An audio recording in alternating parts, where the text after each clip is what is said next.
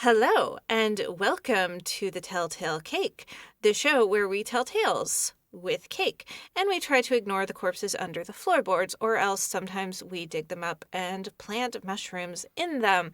With me today is my dear friend Katie, currently exhibiting my Miss Frizzle fantasies by wearing a very thematically appropriate mushroom dress. Katie, how are you doing today? Doing fantastic. Thanks for having me, Beth. Thanks for coming. What are we reading today, and why are we reading? We are reading Mexican Gothic by Silvia Moreno Garcia because when I met you, was it a decade ago now? Something like that. We started by listening to podcast horror and creating thematic desserts. So this has really come back fully circle for you. It really and has. It's just a nice celebration to make it down here to Georgia today to talk about a book that so perfectly encapsulates so many of our favorite horror tropes. This is like going to one of my favorite restaurants and ordering my favorite thing on the menu. It has everything I want in a Gothic novel. Just like it says on the tin, the Mexican Gothic, it's a nice setting. I don't know whether it's really accurately Mexican or not. I'm not Mexican. I've been to Mexico City for about a week. I had a lovely time. I'm not an expert. Sylvia is an expert, so I will take her word for it. True. She is a Mexican-Canadian author. This is actually a very recent novel. I think it was published in 2020, and it's actually somewhat timely, which I hate, but I can be semi-timely, I suppose. It seems like I've had it around for longer. I read it a couple years ago, and I reread it for this podcast, and it is one of those books that just feels like it's always been in the lexicon. It has this weight to it. It does, and it feels like it's very aware of the other books in its same genre. Mm-hmm. There are scenes that really reminded us both of the yellow wallpaper, and then there's a scene that very much reminds me of the scene in Dracula that is as close to a rape scene as could be written in 1891. So it felt very... It is very much a callback to those things while still being in 1950s Mexico, which is a bit of a new setting for a horror novel in my experience. I also read this back to back with another book that was a retelling of the House of Usher, and there were several pretty direct parallels too of the condemned house and how the house was corrupting the inhabitants, and it was kind of all part and parcel of. And The Last of Us was around the same time. All that stuff was coming out. Are you talking about What Moves the Dead? I am. Yes. What a great novel. So a lot of mushroom horror all at the same time in 2020. Why did we have such a thing about mushrooms in 2020? Probably the corruption from the pandemic. Okay, mushrooms do grow out of corpses. Yes. And they sometimes make us see God. Mm-hmm. And they are a pretty perfect allegory for the gradual corruption of our culture, which is something a lot of us have been struggling with. That is true. So very timely. Now, on this show, we eat cake with our books. And today, we made a tres leches cake. Tres leches. En esta economía. En esta economía. And because Katie is super artistic and talented, she made a little forest of mushrooms out of mango for the top. And it is absolutely gorgeous. Would you like a mango, Beth? I would love a mango. Choose a mango, Beth. It's like a lollipop. It is. Now, I have an antique silver cake server. Perfect with the silver theme in the book. I don't actually know if it was made with the blood and death of various indigenous miners. Well, does it have a marking on the back? It might say. It does not seem to. Well, then it probably was, because otherwise they'd be bragging about how it isn't. I feel depressed now. Oh, well. Sorry.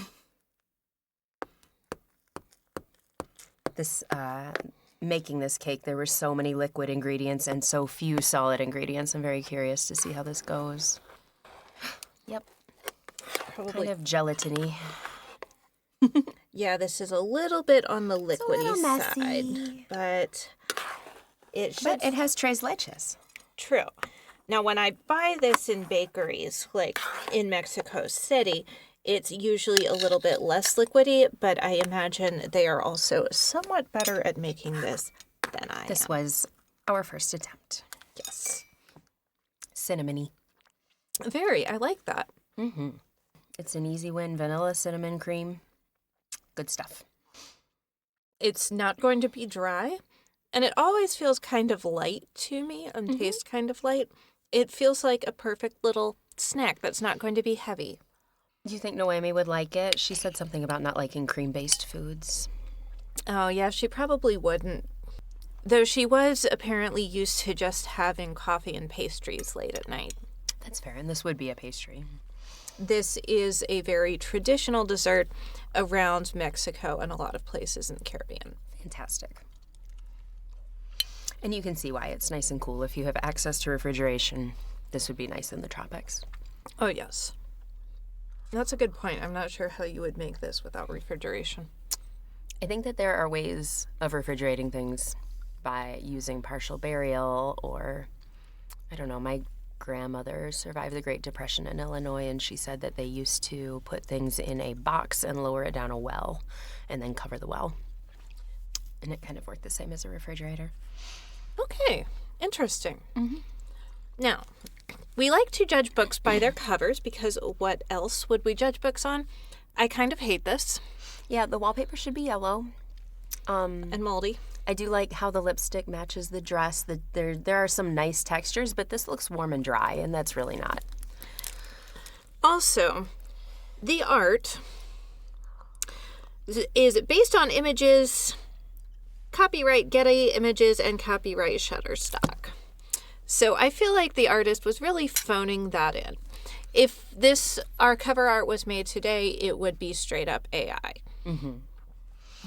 So there's not a lot of originality going on in that. Also, I don't like the fact that the character's head is chopped off. I feel like she's being kind of dehumanized. I wonder if there's a reason for that or if it's just lazy. Because you're right, you have a good inch down here of nothing. You could just move it down and get the whole head, and it always bothers me a little bit when people in advertisements have their heads chopped off because it does feel dehumanizing and objectifying. Well, if you see that and you're shopping and that's the picture of the dress or whatever, that's often an indication of like a third party using the picture, which is actually what happened here. So I wonder if that's part of a way that they got around using a copyrighted image.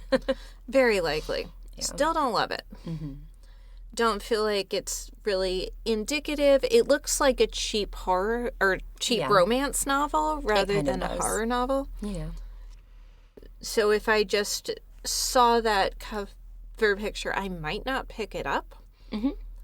But I was recommended this book, and it did not disappoint. But the cover art, don't love it.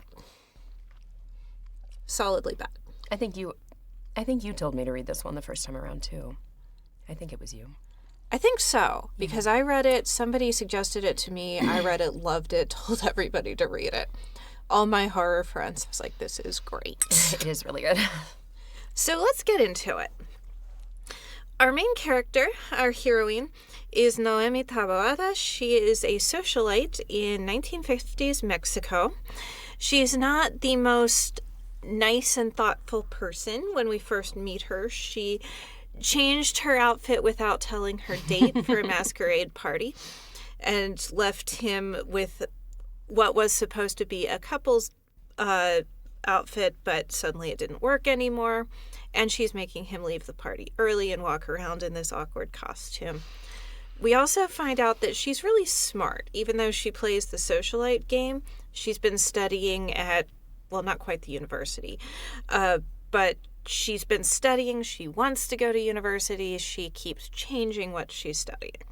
Those two things together make me wonder if she's maybe not a little bit autistic just because she's kind of, she's moving through the social circles. She's really good at topical, not small talk, but almost redirecting people away from having any conversation that has anything to do with her actual reality, and then just kind of flipping through all the topics that interest her, and they just switch when she's ready for them to switch rather than when the semester's over. I also think that her first scene with her significant other was really interesting because she mentioned several times in the first couple of chapters how he would move on so quickly if she left, or how it's not that serious, but he's lugging this giant donkey head around, following her through any part of the city that she wants to go. He's clearly smitten, and she's just so sure that this is not serious. And she spends a lot of the book thinking about him and how sure she is that he's moved on now that she's gone. So we can see she might have a bit of some insecurity going on. A little bit, yeah. A little bit of insecurity masked with this flirty socialite small talk that she does all the time. She gets home from the party and her father interrupts her and reads an incredibly Lovecraftian letter to her from her cousin Catalina. And we learn that Catalina recently married and moved out under a little bit of a cloud. And a little bit of a rush. And has not been seen since. They've been assuming that once the little bit of the cloud and rush clears up, she'll be back. You find out that Catalina is Noemi's older cousin who helped raise her, very much a big sister character, always kind of had her head in the clouds, really loved telling stories, was very good at it. Very light, breezy, happy, innocent character who's now found herself in some kind of trouble. This letter would be concerning coming from anyone, but especially someone who is such a light princessy kind of character. Well, if I got a really Lovecraftian letter from you, I'd assume that you'd just gone for a walk and seen some mushroom or something. Yeah, that would be normal from me. But and also from you, I would assume that you had, in fact, were living your dream. True.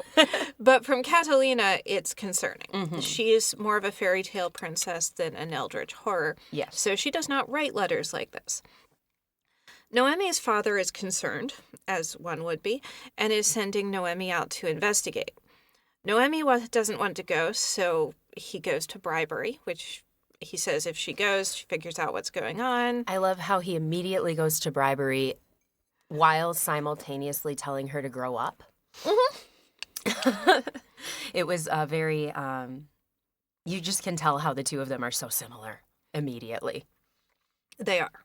But if she does this for him, he'll pay for her to go to the university. It's kind of that playful manipulation that you get in third world fruit stands when you're debating the price of an item, and it's not meant to be serious or scary. It's just, it's playful, but it is a conversation about how much you're going to contribute. Exactly. And you should spend a long time talking to the other person. Yes. Because this is also how you make connections. Yes. Noemi agrees to go out to where her sister or her cousin and her husband live out in the sticks, El Triunfo. I don't know where this is. It seems to be up in the mountains, even higher than Mexico City. I had it in my head that it was south, but I don't know if that's accurate. It could still be up in the mountains. Yeah. Oh, absolutely. Yeah. But it maybe. I don't know. It was a multiple day travel from, that is going to be important later. Multiple days from Mexico City. Yes, it's a trip. Yes. Even in 1950s, it's a trip. She gets to El Triunfo. There's not much around. But she is met by an old car being driven by a young man who is very pale and sort of colorless and washed out. Yeah, very thin, not very healthy looking, timid. Yeah. Francis Doyle. He is Noemi's, how would we describe this relationship? It's a tough one. I'm not sure how to contribute. Yeah. I don't think we have words because brother-in-law does not quite work. Cousin-in-law, but he is Virgil Doyle's younger brother. basically, where Virgil is Catalina's husband. Yes. And he has been sent to take Noemi up to the family estate, which is High Place, because this is the sort of family that names their house. Yes. Which is always sort of a sign that you're dealing with the upper crust. And the Doyles are very upper crust. They do not, for example, speak Spanish at all. They're upper crust in the special way that you can be so sure that every aspect of you is better than the people around you. They're not friendly upper crust or fun in any way. No, they are not sort of a noblesse oblige upper crust where there's at least some sort of idea that they're there to help. They're just better than you. Mm-hmm. The Doyles, they speak a language that they consider better than the language of the people they live with. While simultaneously living in a way that is kind of miserable. They don't even have electricity. As they come up into the driveway and see the house, immediately you get this description of this place that is damp and visibly moldy. Things are missing, everything is tarnished, but these people are just holding up their noses at the expense of every aspect of their lives. Which is, I think, supposed to be a joke. Maybe. A very subtle joke about how they would think they're better than everybody, but their house is awful. Yeah. I would rather live in the little town with the destitute, poor secondary characters in this book. That house seems like I would immediately be sick in it. It seems like a terrible house. And what we're going to get here is the true horror of all, which is being a house guest with rude and racist people. That is the worst. It is so the worst. We meet all these awful people. We have Francis's mommy, Florence, who is a foot soldier of the patriarchy. She insists that everything be done properly and also is super into wellness. Like, everyone must take cold baths, which also could be that they don't have a lot of hot water. Just convenient in that way. I'm reminded of being given fitness tips or health tips that would just, it's not that I don't want to do it because it's uncomfortable, it's that I don't want to do it because in my experience that will make me sick. Who wants to take a cold bath in a cold, damp house? That's a recipe for... That just seems so... For illness. Yeah, it just seems miserable. It's like people who tell me that intermittent fasting is good. It's like, well, yeah. I get shaky and fainty if I go too long. And I think she mentioned that they didn't even have bubble baths or oils or anything. You're just sitting in this tepid water in a cold room. With nasty-looking wallpaper with mold on it. And mold above the bath, yeah. It's terrible. There's supposed to be no smoking. No one talks at dinner. They just sit around and say nothing to each other while they're served by these faceless servants who have no personality. And it's interesting that Noemi immediately butts heads with Francis. Florence. She's not with Francis. Francis is very nice. Accommodating young man. Doesn't hurt that she's gorgeous, main character in a quasi-romance, a feminine horror book. But she has a very strong personality. Her smoking is almost certainly a metaphor for not bending the knee to things that she doesn't agree with.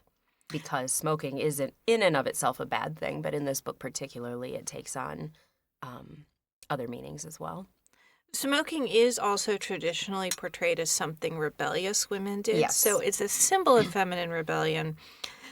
And it's particularly bad in Florence's opinion. It's actually going to turn out to be a particularly good thing to do here. We might have to... Which makes sense because feminine rebellion is the correct thing to do here because they immediately ask her to give up every aspect of her culture and start living the way that they do. And some of it's just the normal uncomfortable things you have happen when you go to somebody's house. You eat on their schedule, right? Which she talks about being uncomfortable with. She is not used to eating dinner very late. She just has coffee and pastries late at night, so it's a little uncomfortable for her. And this is even before we get a visit from the patriarch, Howard Doyle. He's an ill man. He's not well. He's large, thin, very ill. He has very strong opinions, mostly about eugenics. Mm-hmm. He's definitely for. Yes. But he does try to compliment her in the way that men do, where the compliment is very much, as Space Mom would say, congratulations on your face. Yeah. And that her genes would be helpful in the continuation of his line. Almost immediately, that point is brought up. Yes, it is not a subtle book, really. Yeah. They're going to tell you exactly what's going to happen, which I find is actually kind of fun on a reread. That it's like, oh, this is not just a conversation with a rude racist person. Mm-hmm. There's a real point to this. Yes. What Noemi can't really do is spend a lot of time with her cousin Catalina. Catalina supposedly has had tuberculosis. I love it when consumption enters the chat. Consumption is like the most poetic and operatic disease. Highly recommend. Yes. But Catalina, being a fragile female in this space, is immediately diagnosed with tuberculosis, probably some hysteria, because she's always been prone to hysterics due to the early loss of her parents. And some of the early behaviors of hers are used to excuse the current behaviors that she's exhibiting. She claims the Lovecraftian letter was just, oh, she was confused, she wasn't feeling good, everything's fine. Really, Noemi is far too concerned. Everyone is far too concerned. Everything's fine. Really, really. Every narrator, everything is not fine. Yes. It's almost like immediately Noemi was brought down here for maybe a different purpose. Maybe slightly. Mm-hmm. It's very odd that everyone keeps assuring her, oh, we're really glad to have you, while also... Florence but nothing doesn't. about you. Yeah, nothing about you we like. Noemi also meets the family doctor, because of course they have their own family doctor. Of course. Who sort of reassures and dismisses her. Noemi, however, wants a second opinion. Yes, she's traveled multiple days to come down to see her cousin, to make sure that she's okay, to comfort her if she needs it. Her whole job has been to come down here and make sure that Catalina is okay. This doctor will not answer 3 questions. She's traveled multiple days, and she's just immediately dismissed. And there's a telling moment that is very relatable to most of us, I think, that she immediately wishes that her father had come instead, because he could have fixed this within 10 minutes. Yeah. And she doesn't have that ability because no one will listen to her. She does not have authority. She's not seen as having authority. Mm-hmm. What she is going to do is go down to the village and talk to the doctor there and get a second opinion. She'd also like for Catalina to see a psychologist, because Lovecraftian letter, but there's not one around. There's not one closer than Pachuca, which is still a ways away. When she arrives, Virgil already has a complaint about something that she has not even said yet, which is possibly taking Catalina to a facility somewhere where she could get better treatment. It was something that her father had brought up to her, but hadn't been communicated to High Place. However, one of the first things Virgil says to her is, "You can't take my wife." Even though she hadn't brought that up yet. Right. It's very much, the women in this family are sort of stuck. They are possessions. Well, Catalina has money. Yes. So if she were to pass away in that house, married to Virgil, that would it would simplify things. Yeah, so much. They would miss her, but life would be easier. They'd still have her money. You can see throughout this, it is mentioned in the narrative that Virgil is better dressed than everyone else in the house. Also likely thanks to Catalina's money. But yes, he also is the only healthy member of the family, which is interesting. Looks great. Yeah, everyone else is kind of wan, consumptive, thin, and Virgil is this giant of a man. Noemi goes down to the village to talk to the doctor there and also do some sleuthing. Mm-hmm. She also was asked by her cousin to refill a bottle from the local healer. Wise woman. Yes. And while she's there, she gets to hear a fun story about the Doyle family background. Which she's paying for in expensive cigarettes. So I think she doesn't get the whole story the first time around. There's a little teaser, and then when she comes back, she gets the whole thing. But we'll go ahead and give the whole thing.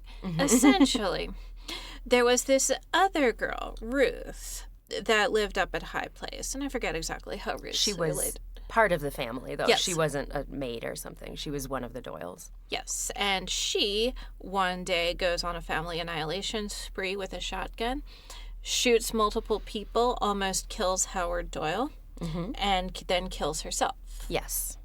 Virgil was hidden by his mother, who didn't make it, I believe. She shot Howard, who's the patriarch, but he pulls through and is still ill, but it's unclear as to whether he is nursing back from these gunshot wounds or whether he has a different ailment. Or both. He's just ill. Yes. That's all we really know. This is also when Noemi starts having weird dreams. She sees Ruth, this family annihilator, in her dreams, telling her, open your eyes, open your eyes. And she sees something in the wallpaper. Yes. Seems to be a woman. Probably no connection to the yellow wallpaper. Not at all. No. At the same time, there's stuff in the wallpaper. Yeah, things moving in the wallpaper and in the walls. Every time she has one of these dreams, I think it's very effective. It's something that is done. It's not the first time I've seen the idea. It's not the first time anyone's seen this idea, but it works very well where you have this question about whether the character is sleeping or awake. It's very much used in Dungeons and Dragons all the time as well. It's an easy but trope. It's an easy trope, but it creates that feeling of being off balance, of not knowing what's real. Uncertainty. Yes. That's a good term for it, uncertainty. We also learned that Howard had two different wives, Agnes and Alice, Yes. who are now buried out in the cemetery. Yes. There's a lot of graves in this cemetery. Yes. Apparently, a lot of the people who worked the silver mines for the Doyles, back when they had a silver mine, buried in graves, kind of unmarked graves up here. Yeah, so the local people who worked in the mines are not buried in the English cemetery. The first round of miners that were brought from the old world to work in the mines, but then when they passed, local people started to be hired on. And then when they passed, they were not buried in the cemetery. I don't know how many years the mine was operational, but far too many bodies. There's a lot of bodies. Mining does produce a lot of bodies, but there just seem to be so many bodies. Also, we learned that the Doyles originally brought their own dirt with them from England. They're just they're too good for the dirt of Mexico. Everything is just better if it's English, apparently. It also felt very Dracula, having to bring your own dirt around with you. There was a moment early on about English culture that immediately I thought that I was just too clever, but it turns out it was in fact a clue where Noemi is talking about the kind of tea that they serve at High Place being thin and yellow, and she can see right to the bottom of the cup, which is a complaint that a lot of English people make about American coffee.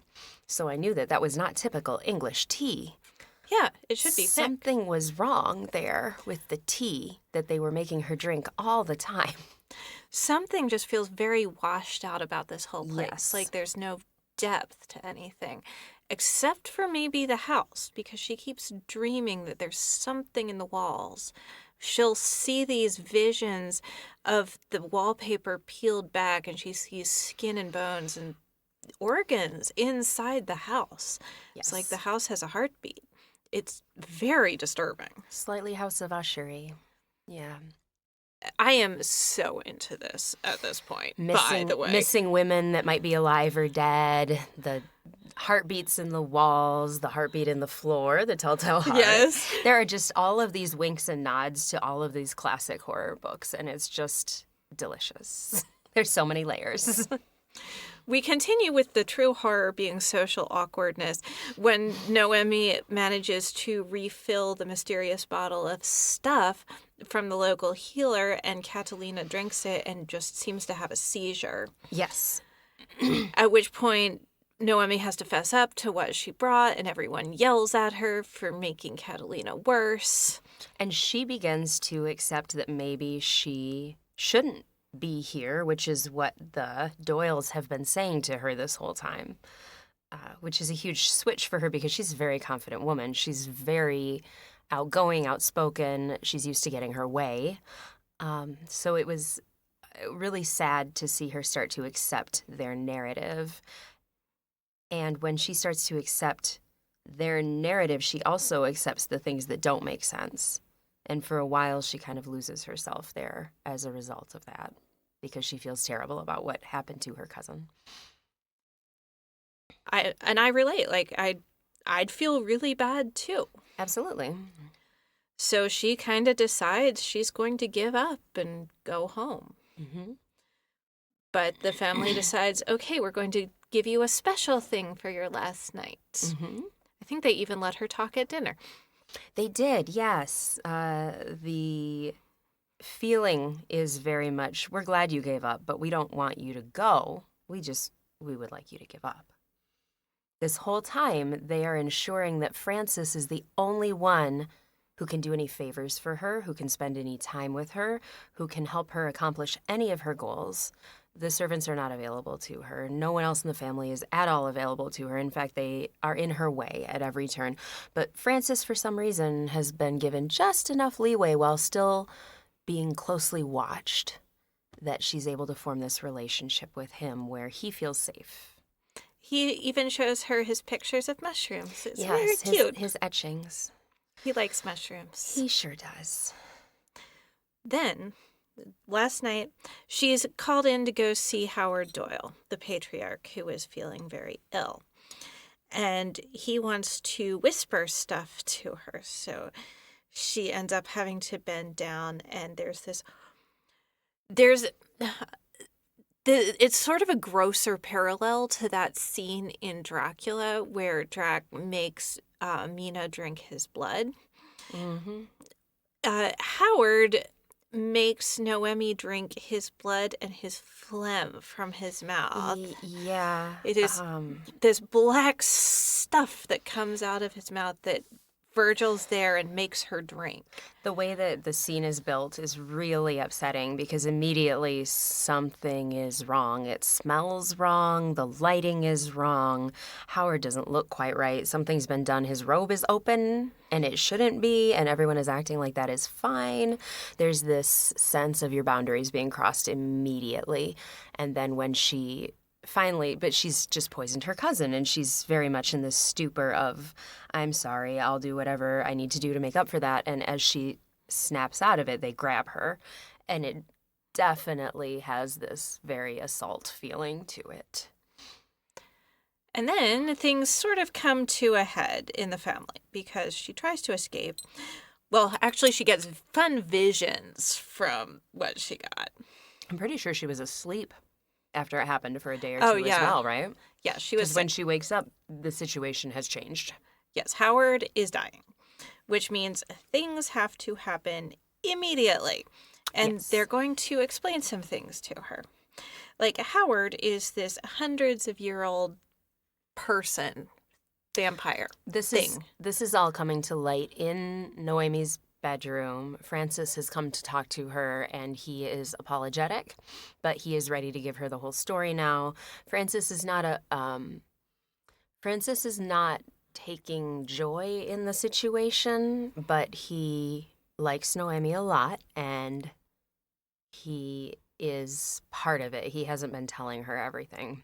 Not at all. So this conversation is between him and Noemi is kind of piecing together between what Francis has told her and what she has found out, and what she has told Francis she knows and what she has kept to herself. So there's several layers going on during this reveal that Beth is describing. There's also some vision stuff. Yes. Turns out Howard has been keeping himself alive by transferring himself into new bodies. Of his family. Yes. his own children. Turns out Agnes and Alice were both his sisters. Yep. Still not sure what Very happened. English. Yes. Although they would probably stick with cousins, but still. Sure. Very English. And he has been dying, so he needs a new body, and they need some new blood. So we're going to just have Noemi, marry into the family, make more blood for Howard to transfer down. This eugenics conversation takes on a new dimension because suddenly it's not hypothetical or political. Suddenly it is Howard doing research into strengthening his own bloodline while trying to still keep it as straight and as unbranched as possible because he has this ability to control these mushrooms that apparently is related to his genetics. So he doesn't want to lose that ability, but he still wants to keep the bloodline strong. So he's decided to add some genetics that are very different from theirs, which means the local population, which is something that Francis and everyone else simultaneously find disgusting but necessary. We also learn that there's this thing called the gloom, which is sort of a telepathic mushroom network. Yes. That seems to be centered on the house. You can store memories in it and you can control people through it. So our servants are basically just mindless automata because of the gloom. And Noemi is able to access memories from Doyle family members that she has never met. So when she's meeting Ruth in her dreams and Ruth is telling her, open your eyes, she's actually meeting an echo that's still stored in the gloom. Mm-hmm. Noemi doesn't like this. She does not want to stay here and be, sort of a new sacrifice because they want her to marry Francis and make new Doyle babies. Yes. She doesn't like this, as who would. So she makes a break for it. Doesn't make it far. Apparently, the house will not let you leave. Once you have been inculcated with the mushroom spores, they have significant control over you. Mm-hmm. And Francis tells her that it is in fact worse when you're born into it. He's not sure that he could ever leave and survive. So that's a problem. Noemi's not sure what to do, but she yells at Francis for a while. And she and Francis have an advantage in that they can talk and not be heard. Well, because Howard can hear everything through the house. They can't be understood, though. Yes. Howard never bothered to learn Spanish. Right. Howard only speaks English. So if Right. you can speak Spanish, you can have your own private conversations. Yes. So this is why you should always learn the local language, friends. Absolutely. You are not better than all the other people. But Francis can be browbeaten into being somewhat helpful. Yes. He's going to help Noemi and Catalina escape. He has this very Victorian affection for Noemi, where he is just so weak, but he, of course, wants to help now that she's been caught. Suddenly he has found the willpower to help her just enough to make it interesting. And she insists on bringing Catalina. So he's going to Yes. store some stuff. Apparently, there's this hidden tunnel that goes out through the cemetery. They can escape that way. He helps her figure out which food to avoid eating so she can wean herself a little off the mushroom spores they've all been feeding her. It's an interesting gender reversal at this point because Noemi is very much trying to save the poor, consumptive, weak Francis. Yes. Which is refreshing, honestly. She continues to demonstrate, even when she's sick, quite a lot of energy and grit and focus. She is on it. Yes.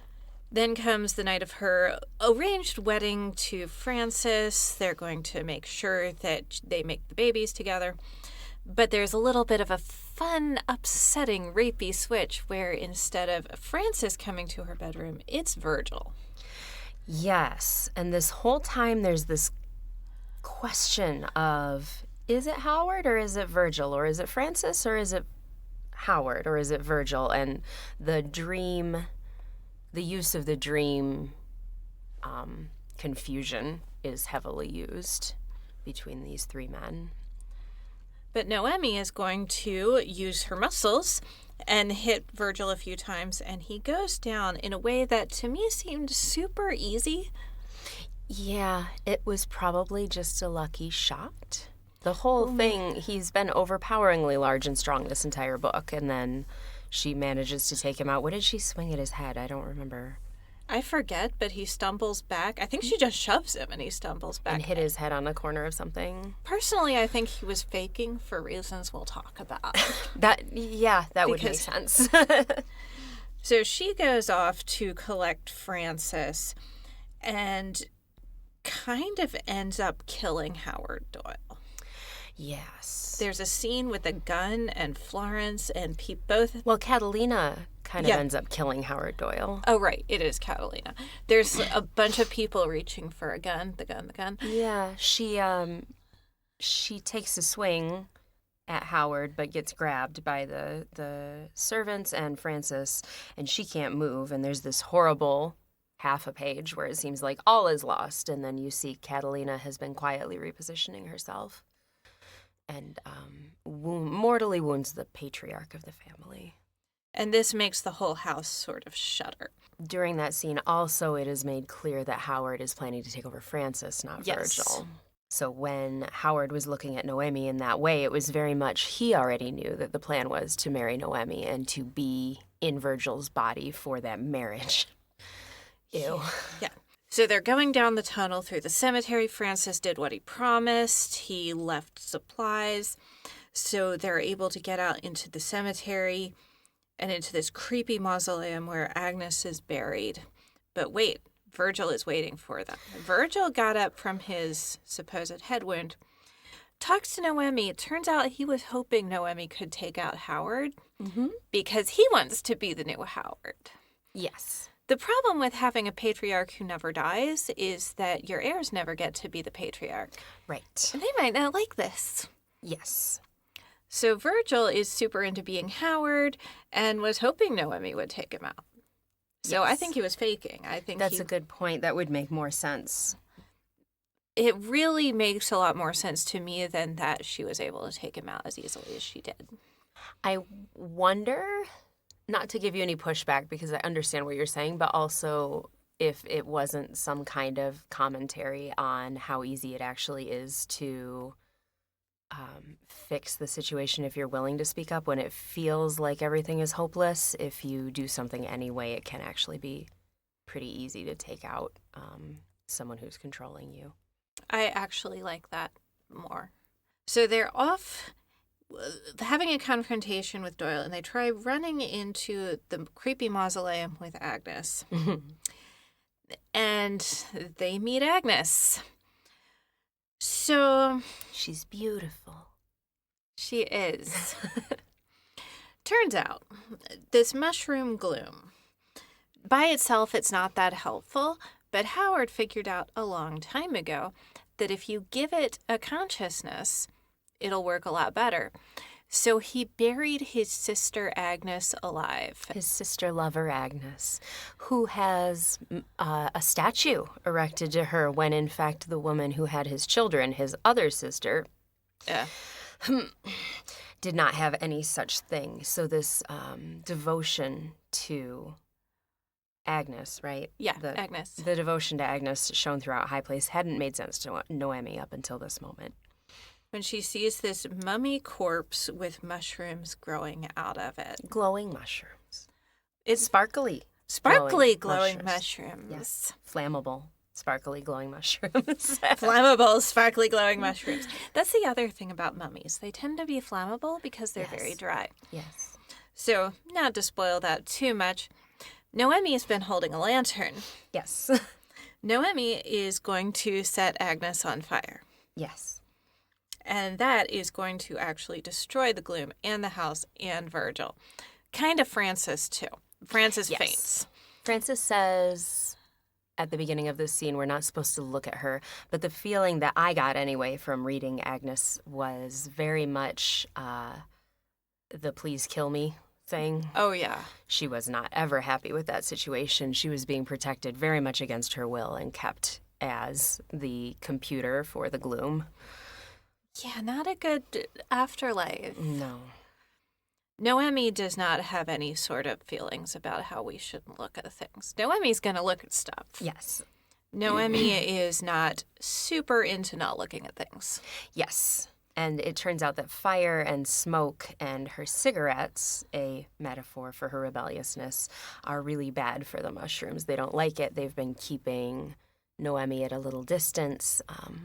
Fire and smoke being traditional religious components of things, but also the opposite of the damp cold that High Place has been. Our official recommendation is if you're threatened by evil mushroom monsters, take up smoking. Yes. It will give you that little energy burst that you need, as well as making them not want to be in the same room with you. And it makes sure you always have the means to make fire on you. Absolutely. Which is just helpful. Yes. Catalina and Noemi have to drag Francis along to safety because he kind of faints when Agnes goes up in flames. He kind of goes blind, doesn't he? Yeah. He can't do anything. Which, again, is a role reversal on who's rescuing whom. Yes, the princess has fainted. We must carry her out of the burning castle. Oh, wait, no, it's the prince. And the two princesses are having to drag him along with them. And it's worth noting that even though Catalina always wanted to live in a fantasy instead of a horror, she is such a supportive cousin. She's just so sweet the entire time. She is. She's also really good at passing hidden messages along to Noemi. Yes, she's very smart. They both are very smart. They're extremely smart, capable women. Just because you're a princess doesn't mean that you can't work, create, and crack codes. Exactly. Yes. So they stumble out of the burning cemetery, and then High Place itself goes up. It is very cleansing bolt of lightning, the way High Place was. Like, I love a cleansing bolt of lightning. Again, very House of Usher, very Lovecraftian. It's the easiest way to fix something, like just cleansing bolt of lightning. Yes. Super into it. They make it down to the village. Noemi's already made friends with the doctor there. Yes. Her father shows up to clear everything up with the police because apparently you can do that when you're rich. Well, of course you can do that when you're rich. And he's a presence. You already know that, much like Noemi, her father is a force of nature and knows how to manage things. The doctor definitely does not have a crush on Noemi. That's fine. And Francis has been unconscious for 3 days. And Noemi has been sitting by his bedside the entire time. He having told her earlier in the book that he wasn't sure he could survive leaving High Place. There's many times when he would say to her how unhappy he is. She would say, "Why don't you leave then?" This is reminding me of my friends who live in northern Michigan. Shout out to Andrew. You should leave. What was I saying? Oh, yeah. So Francis is having to deal with this situation where he has been pulled out of this place that's made him uncomfortable, but has been his cocoon this whole time. But much like a fairy tale princess, having someone there, in this case Noemi is the prince, to provide love and support, he pulls through, and they're all going to go back to Mexico City together, which made me laugh a little bit because they're leaving this damp, dark place to go to the bright, shining lights of Mexico City. Yes. But the thing about Mexico City is that, first of all, it's built on a lake bed. So when we talk about damp places, and everything's sort of slowly sinking into the lake bed, but at different rates. So the whole city made me feel drunk. Nothing was straight. Second, the city is built on Tenochtitlan, the Aztec city, which had many fun architectural things like a wall of skulls. So when we talk about weird, like, eldritch horror things, Mexico City is built on them. This was a good setting for this book. I'm also reminded of a few different things that I've seen recently that have strongly leaned into the concept that celebration of life is a celebration of the moment. It's not a promise for eternity. Yeah, and eternity can only happen for you at the expense of your children. Yes. And enjoying your life and the sense of health and liveliness and happiness that Noemi has in Mexico City doesn't necessarily mean that Mexico City is always going to be a bastion of that. It's just currently what's there. And travel was also very much a part of what Noemi and Frances discussed. They want to see the world. Yes. Want to enjoy their life, because Frances was part of Howard's eternity, and Howard sort of made them all stuck in this terrible high place. Yes. And it kind of leaves you wondering who Francis really is, because he's just broken out of this kind of cult situation, and he and Noemi are somewhat in love, or at least are going to see more about that and pursue more about that, but he doesn't really have an identity yet. So that's, as someone who reads some feminist books and who pays attention to the love interest kind of being this placeholder and falling in love with the absence of a personality, like we were talking about with Coppelia, it's interesting to see the male love interest lack any kind of a personality. He's kind of the person that you can insert your ideals into and be like, oh, this person is wonderful, but you don't actually know them. You don't? I'm curious to see who he will be. I hope he doesn't become a cult leader. Yeah. Well, it does run in the family. That would be so unfortunate. It is what he knows. I think the time has come to rate this on my unitless sugar scale. The S stands for sexiness. This is sort of, it does have sexual assault scenes. It's not sexy. It does, and they are written in a horror, feminist horror way where it could have been sexy. Yes. But she purposefully bends it out of that. Which I appreciate. Yes. Because for a while there, Noemi keeps falling asleep, or maybe not, and having dreams about sexual encounters with Virgil. Where she doesn't have any power in the situation whatsoever. It's very... And of course, as mentioned earlier, there is that scene with Howard Doyle, which is very much to me an echo of the scene with Dracula and Mina. Except it was probably the least sexy, not sexy scene in the entire book. Yes. With Virgil, there is that kind of horror monster sex scene where he's this powerful thing that wants her desperately, and rape scenes in books, unfortunately, can be attractive because women have been taught not to want anything. And Noemi is talking about how she feels this, like, death drive, and the attraction to him is very much that of, like, falling off a cliff or doing something irrevocably disgusting, that forbidden pull, kind of, where part of her kind of does want it.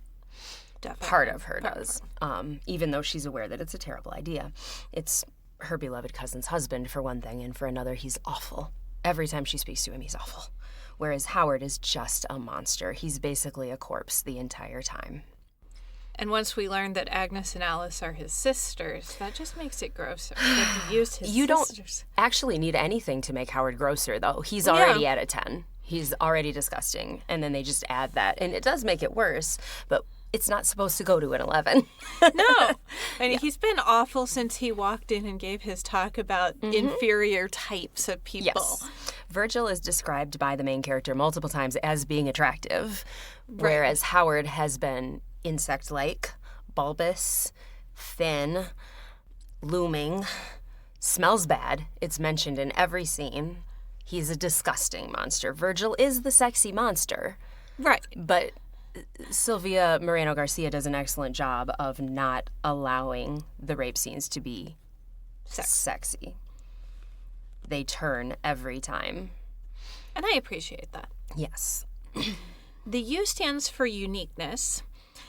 I would say this isn't very, and I'm not upset about it. This has all of my favorite Gothic tropes. Yes. It's Mexican Gothic. As it says on the tin, it's a Gothic novel. Mm-hmm. It's a delicious chocolate chip cookie. You know exactly what you're getting, and you're happy about it.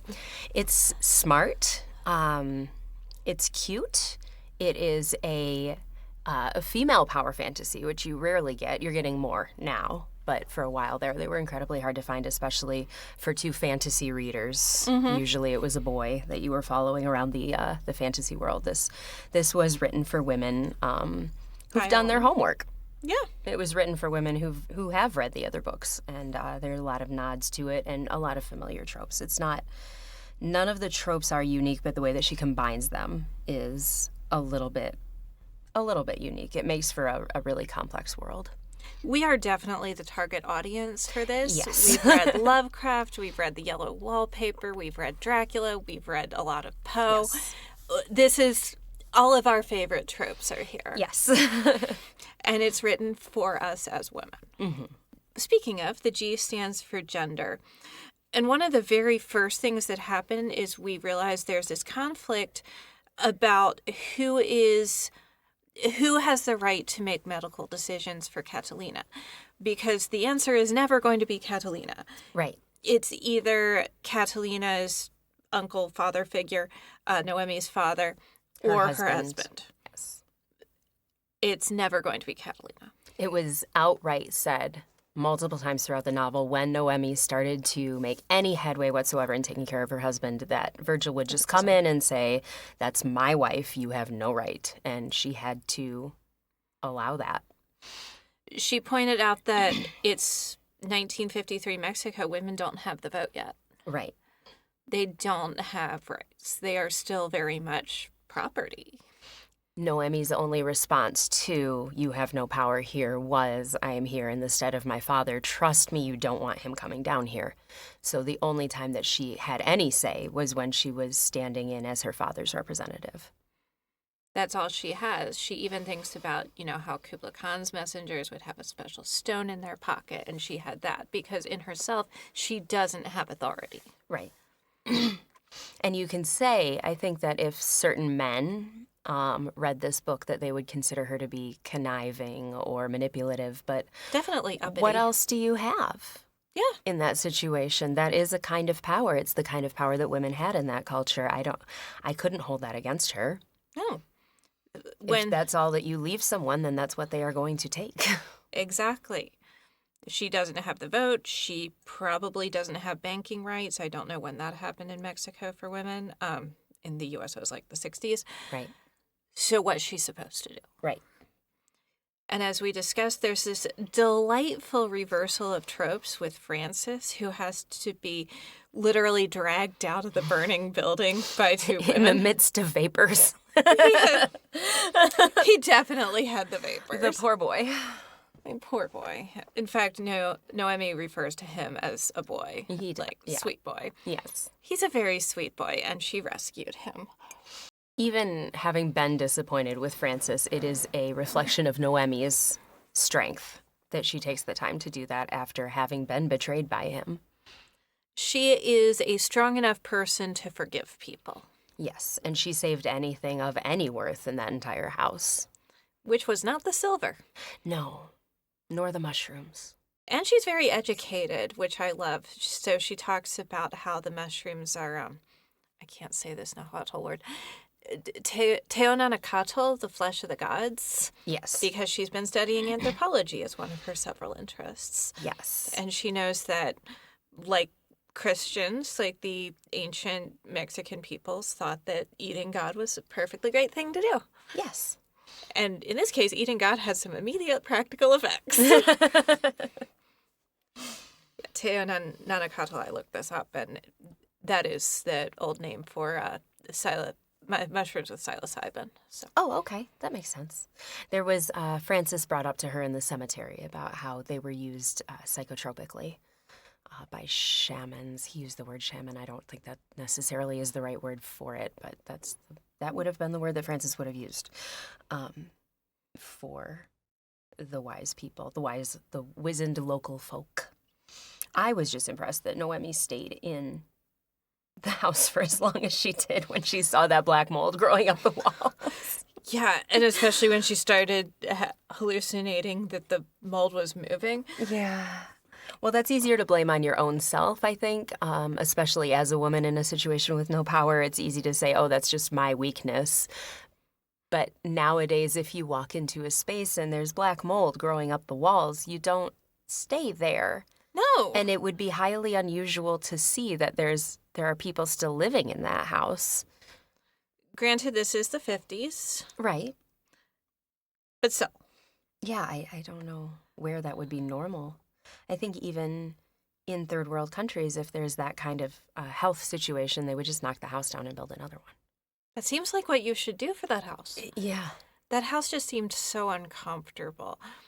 And I, as someone who has a lot of social anxiety about staying even with people that I know, the idea of going and staying with people I don't know who are that mean to me, and you don't talk during dinner, you just sit there in awkward silence. Yes. And everything is clearly wrong, but you don't have any say in any of it. Ugh. Yeah.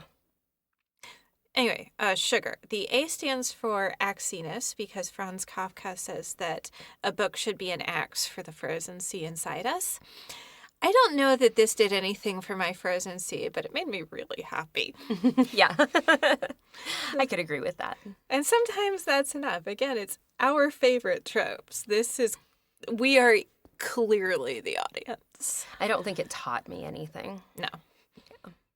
Maybe don't trust mushrooms. I like mushrooms. I don't. That's fair. We can agree to disagree. It's just a texture thing. Sure. Finally, the R stands for readability. This is fairly short. It's about 300 pages in this edition, which is just the standard one from the library. It's quick for me. Easy to read. And again, it's all my favorite tropes, so I'm very happy about it. Yes. I found the first 10 pages a little dry because they were about socialite society and in an era that I'm not personally super interested in. But once she gets to High Place, it was a very potato chip read. I found it nice that we got the Lovecraftian letter very early on because that's when I was interested. And then once we saw the creepy old crumbling house, I was like, I'm in. I am 100%. Yes. Sold with creepy house. Yes. I love a creepy house. Yes. So, Katie, thank you so much for joining me today. Thank you for having me. Is there anything you would like to exhort our readers to do? Read Mexican Gothic. It's very fun. Now, sometimes we like to do bibliomancy.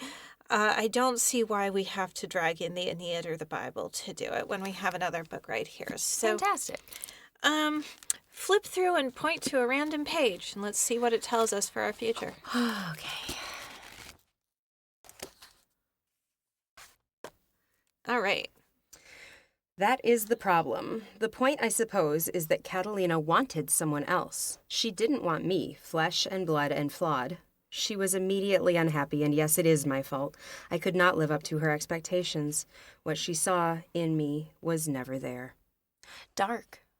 This is a passage, Virgil talking to the main character.